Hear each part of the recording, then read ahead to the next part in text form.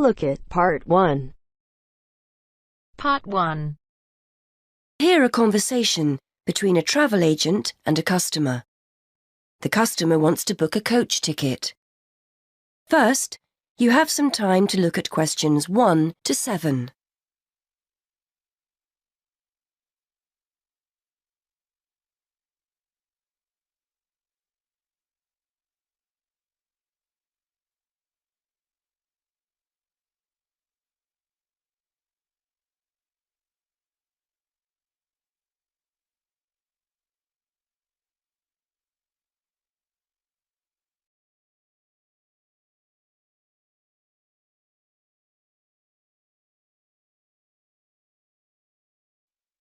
Now we shall begin.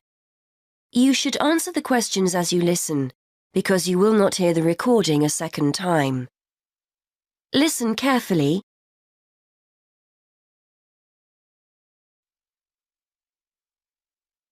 Good morning. I'd like to book a coach to London. I was hoping you had something available this Saturday afternoon. Good morning, sir. Take a seat and I'll just check for you.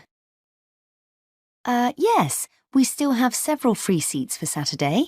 Where will you be leaving from? There are 3 pickup points in town: Main Street, Centenary Square, or the Central Bus Station. From Centenary Square, please. That's easier for me to get to than the bus station. And what time would you like to leave? There are coaches on the hour every hour, from 12 through till 6 p.m. Well, I'm meeting someone at the station in London and I need to be there for 4:30. So, which one would you recommend? Well, there's one leaving at 1 that arrives at Victoria Station at 4:10, if that's any good. Traffic is usually quite light at the weekend and the drivers tend to make good time, so I think you'd certainly be there for 4:30.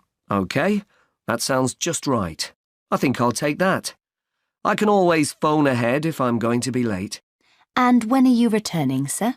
Actually, I'm not sure when I'll be coming back, so I won't book a return ticket, just one way. I can always book you an open return if you'd like.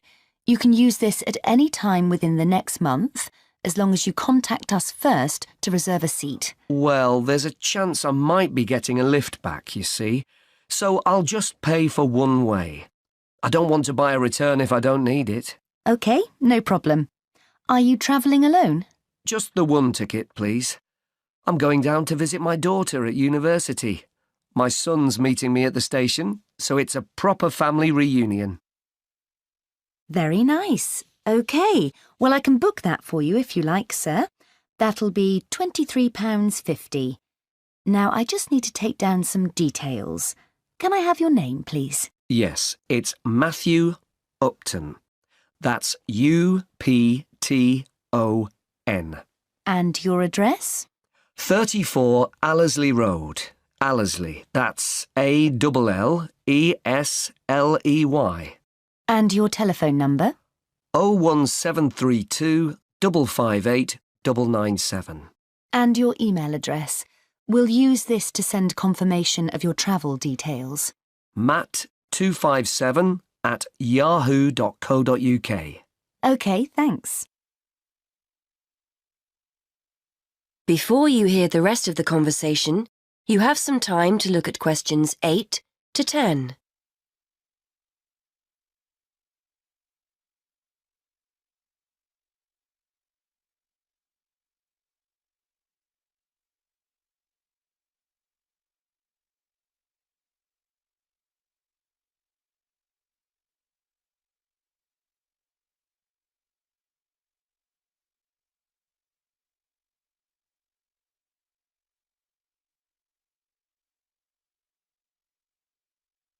Now listen and answer questions 8 to 10. Before I forget, I'll be taking a little luggage. Is there a set luggage allowance? We offer a very good luggage allowance. You can take 2 suitcases as long as they're no more than 20 kilos each. That's 40 kilos in total, and 1 small item of hand luggage on the coach. Most people find that more than adequate. Any additional items carry an extra charge of £10 for each bag. I certainly won't be taking that much, so I should be okay. I was worried I might be taking too much. Would you like travel insurance included with your ticket? It's an additional £2. No, I don't think so. No problem. It's not compulsory. OK. How will you be paying? Actually, I've been having trouble with my debit card today, and I've left my checkbook at home, so I'd better pay in cash. You'll give me a receipt, won't you? Certainly, and we'll send confirmation to your email address as well. So that's £23.50, sir. If you just wait a minute, I'll print you off a receipt.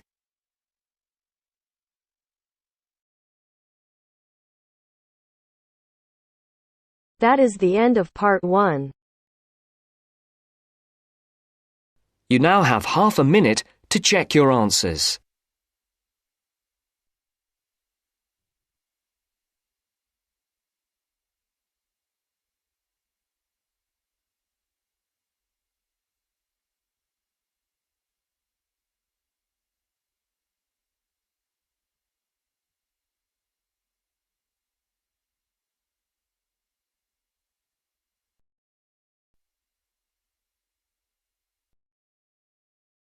Now turns to part 2. Part 2. Listen to the whole survey in the correct order and answer the questions. First, look at questions 11 to 14.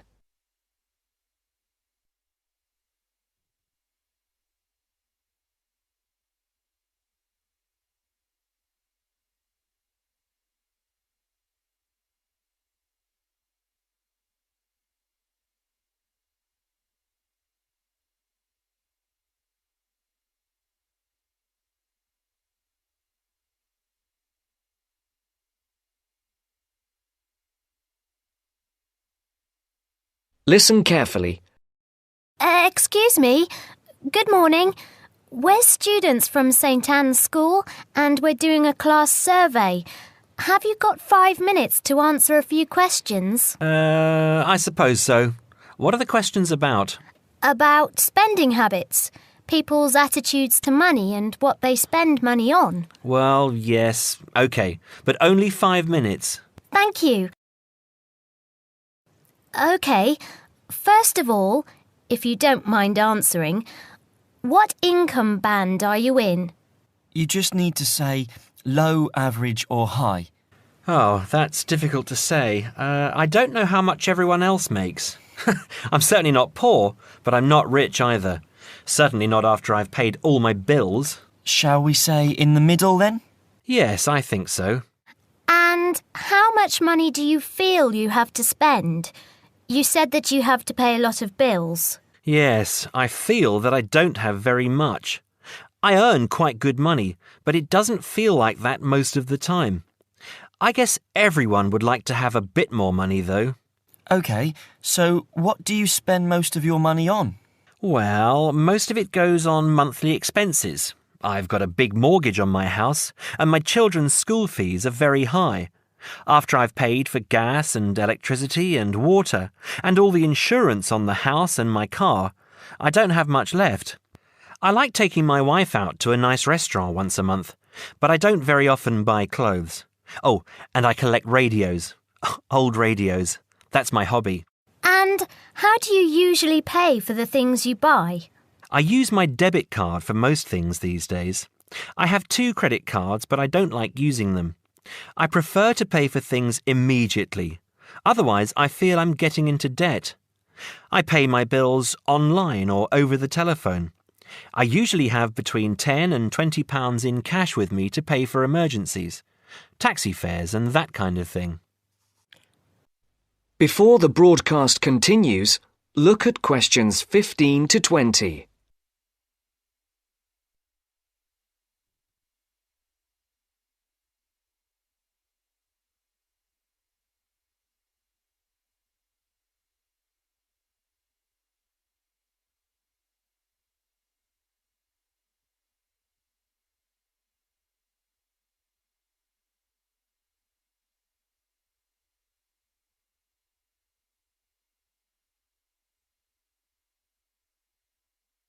You will now listen to the second part of the talk.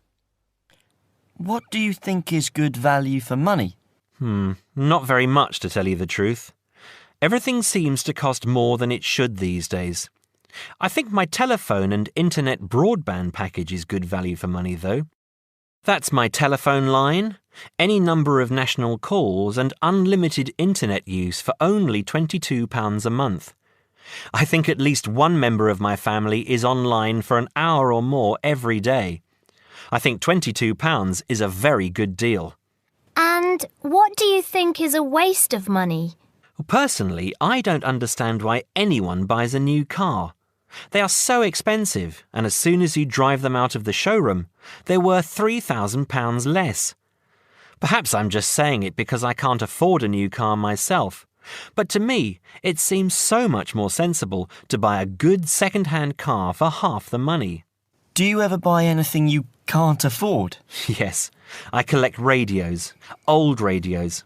I have 9 now, and they're quite expensive. I paid £350 for a 1950s radio last month. I didn't have much money for the rest of the month after that. My wife thinks I'm crazy, but it's important to treat yourself occasionally, don't you think?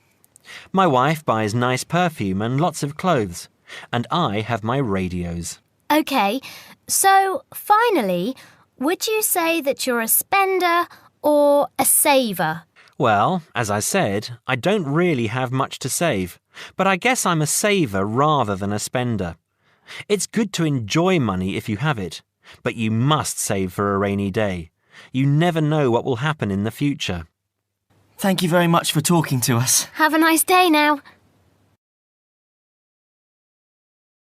That is the end of part 2. You now have half a minute to check your answers.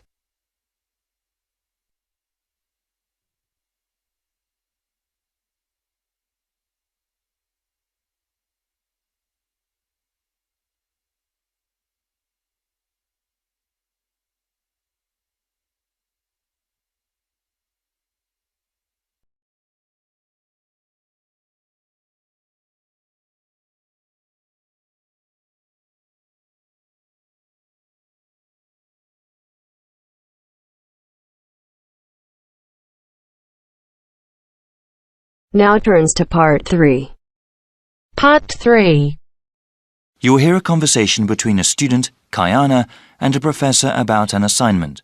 First, you have some time to look at questions 21 to 27.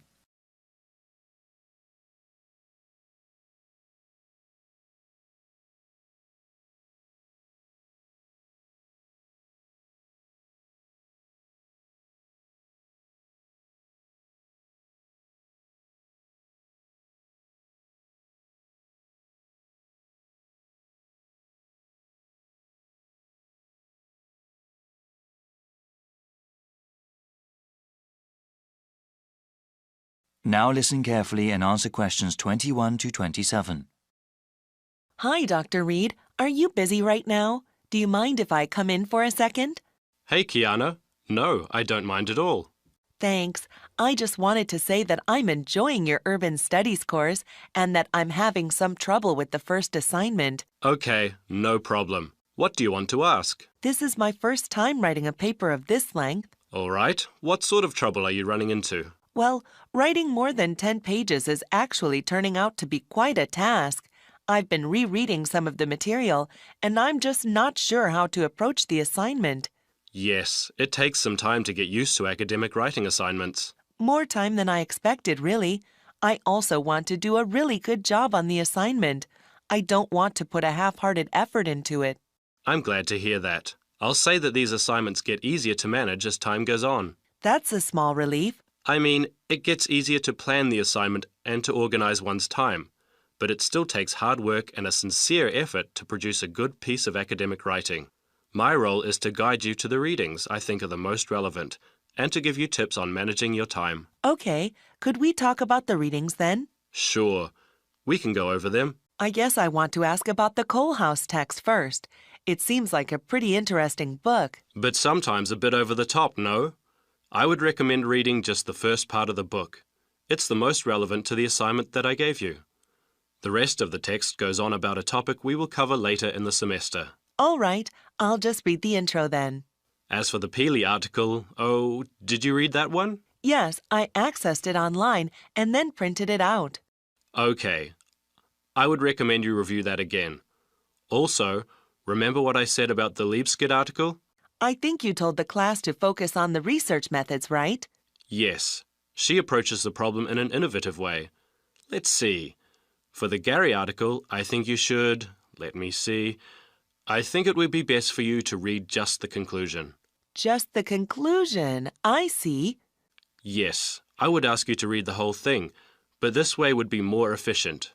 Speaking of which, you should not bother reading the Wolfson article. Yeah, it didn't seem particularly relevant to the topic. Let's see. Any other reading you wanted to talk about? Let me see. Yes, the Cudler article. What do you think of that one? Ah, yes. How could I forget? That one is pretty central to the topic. I really think you must go over it again.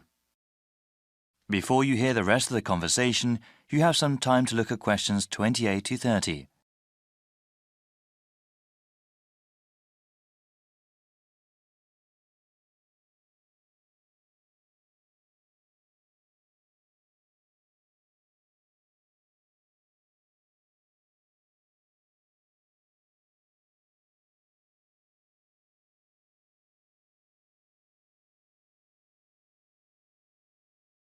Now listen and answer questions 28 to 30. All right. Is there anything else you wanted to ask about? Yes, I wanted to ask about the line graph that you provided. It seems that the legend identifying the different parts is not there. Ah, it must not have been photocopied correctly. Here, let me explain them. They all represent percentages of the population in Manassas, okay? Line 1 here at the top is the percentage of people who were born in a foreign country. Born outside the country. Okay, and this one? The next line down, line 2 refers to the percentage of people with citizenship. All right, got it. Those making a middle-class wage are represented by the fifth line down. Okay, middle-class wage earners. And the line number 4? That is the percentage of people with a college education or higher. All right, and the one in the middle? That one is the percentage of population who are married and have children. Got it. Thank you so much, Dr. Reed. I really appreciate your help.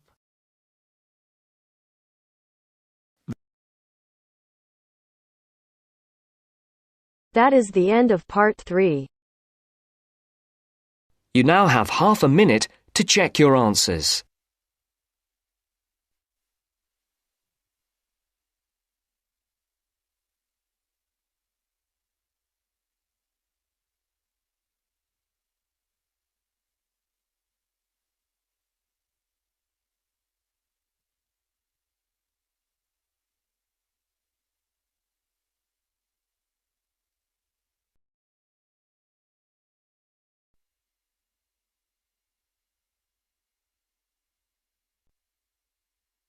Now turns to part 4.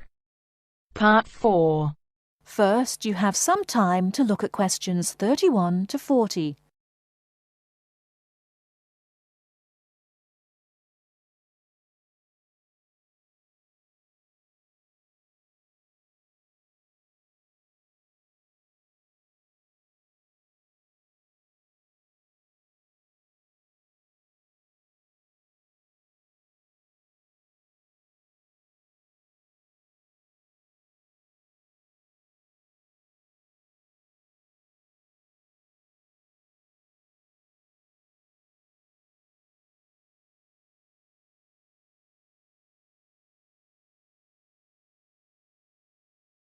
Now, listen carefully and answer questions 31 to 40. In today's lecture on international trade, I'm going to look at the issue of protectionism. I'll start off with a definition of protectionism and then go on to look at the methods countries have used to protect their economy. Following this, I'll look at the advantages and disadvantages of protectionism when compared to free and open trade. So let's define protectionism. Protectionism at its simplest is the opposite of free trade. It is the practice of protecting domestic industries from foreign competition by using import duties or quotas. Options available to protect the economy are tariffs, embargoes, subsidies and quotas. Let's examine these in turn with some examples. Tariffs are one form of protectionism. It is a tax which is applied to imported goods but not to home-produced goods. The idea is to make the imported goods more expensive than the home-produced ones so that consumers buy home-produced items. An ongoing example of protectionism via tariff is between Britain and the USA. Britain buys most of its bananas from Commonwealth countries, largely in the Caribbean. However, the USA owns banana plantations in South America. In 1999, Britain refused to buy bananas from South America, so the US government put tariffs on some British-produced goods. The most famous example was a tariff of 100% import tax on wool products from Scotland brought into the United States. The next method of protectionism is embargoes. An embargo is a complete ban on the import of certain goods. For example, following the Cuban Revolution in the 1950s, the USA banned the import of Cuban cigars. Unfortunately, Cuban cigars are the finest in the world, and there is consequently a thriving black market in Cuban cigars in the USA. As we can see in the example, embargoes can lead to a black market, or unofficial economy, if people want the goods badly enough. Subsidies are a way governments support industries at home with money or tax breaks in order to allow them to compete better with foreign companies. In 1994, the French government provided its national airline with a £2 billion subsidy in order to help it compete with low-cost airlines. However, subsidies can have the effect of making home producers uncompetitive and inefficient. Finally, let's look at quotas. A quota system allows a certain quantity of goods to be imported from other countries. The European Union has had quotas on textiles and clothing for decades to protect its textile industries from developing countries, especially India and China. Understandably, developing countries say that this is unfair and against the principles of free trade. Let's move on now to the arguments for and against protectionism. For trade to flourish between countries, the benefits from trade need to be equally balanced. Where a country feels that it's not getting a fair share of the trade, or that it is somehow disadvantaged, it might employ one or more of the methods of protection. There are at least 4 arguments that may be given for using protectionism. Firstly, to protect employment in the home country. The simple view is that if imports are stopped, then jobs will be saved and even created at home. Secondly, to prevent unfair competition. It is often said that developing countries have the advantage of cheap labour costs in their countries, and that they use this to undercut the price of the same goods produced in richer nations. A tariff might be applied to even out this imbalance. Thirdly, to protect new industries. A new industry, particularly one in a developing country, might not be able to compete with long-established industries elsewhere. Tariffs and quotas give new industries the chance to build up production to the point where they can compete. Fourthly, to raise money. Tariffs were once used as a way of raising revenue for the government. In modern countries, they are now seldom used for this purpose, as the damage to trade often outweighs any immediate benefits. Now for the arguments against protectionism, which are perhaps simpler to summarise. Although trade restrictions might help a country for a short period of time, their overall effect is a negative one. Restrictions affect the flow of trade, and the more countries employ restrictions, the less trade can flow. In the long run, no one benefits from trade restriction, because if one country puts restrictions on another country, the other country then puts their own restrictions on the first country. This affects the first country's exports, and as the country finds it difficult to export goods, then unemployment is the result. So, protection tends to help only the protected and can hide inefficient manufacturers. That is the end of part 4. You now have half a minute to check your answers.